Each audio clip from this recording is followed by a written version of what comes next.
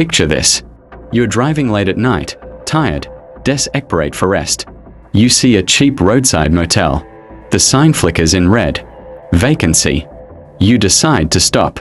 But what if the room you choose was the last room you'd ever stay in?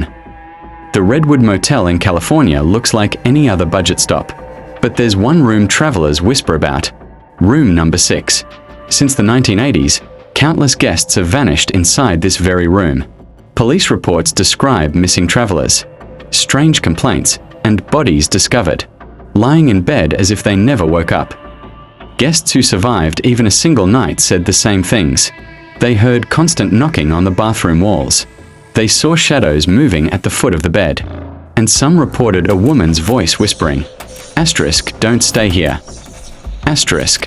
One traveler even live-streamed his stay. At 2:47 a.m., his camera captured a dark figure standing right behind him. Seconds later, the stream ended. The man was never seen alive again. Another couple claimed the TV turned on by itself, playing static with a voice whispering their names.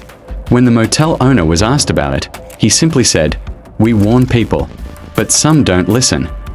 Locals believe Room 6 was built over a forgotten graveyard. Others say a woman was murdered inside, and her spirit never left. Every new owner tries to shut down the room, but somehow, it always reopens.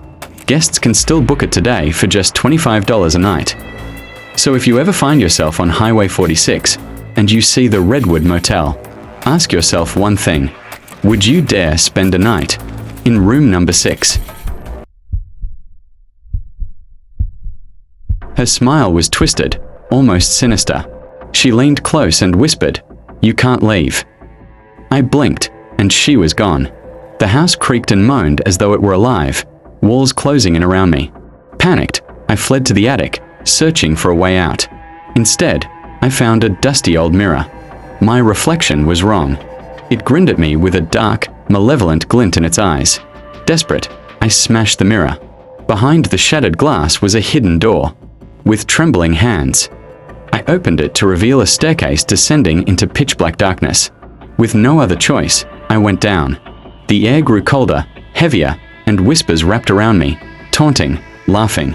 At the bottom was a room filled with old toys and cracked porcelain dolls. In the center, candles flickered in a circle. And there she stood, Eliza, or what remained of her. She pointed at me, her eyes full of sorrow. "They took my soul," she whispered. "They'll take yours too."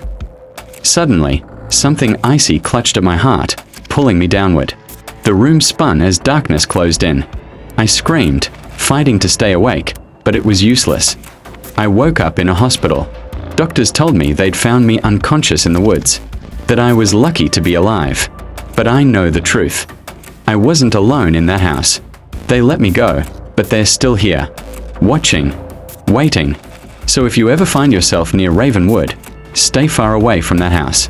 And if you hear whispers in the dark, run, because they're always hungry. My husband and I once lived in a 100-year-old, hand-built craftsman home, one of those houses that seemed to breathe with its own history. The wood creaked like it was alive, and the walls whispered old secrets. From the day we moved in, we noticed small, strange things. Whenever we painted a room, hung a picture, or rearranged furniture, something odd would happen. We'd hear slow, deliberate footsteps in empty rooms. Doors would slam when there was no draft.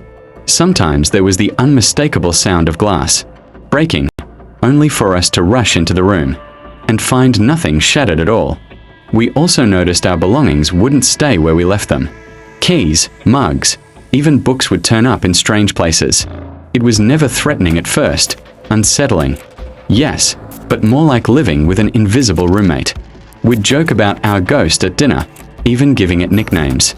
Neither of us ever truly felt alone in that house. But for years it didn't feel dangerous. That changed when our marriage began to crack. Tension crept into our daily lives. We fought more, spoke less. The warmth in our home felt like it had seeped away, replaced by something heavier, something we couldn't name. The house seemed to change with us. The noises grew louder, the footsteps quicker, the slamming doors harsher. And while before it had felt like a playful presence, now it felt like the house itself was angry. After one especially bad argument, I asked my husband to leave. He went to stay with his parents for a few days. The silence in the house after he left was deafening. I was convinced we were on the brink of divorce. A few days later, he came back to collect some of his things. We stood in the kitchen, once the heart of our home, speaking in low voices. He was getting ready to leave when the entire mood of the house shifted. The lights flickered.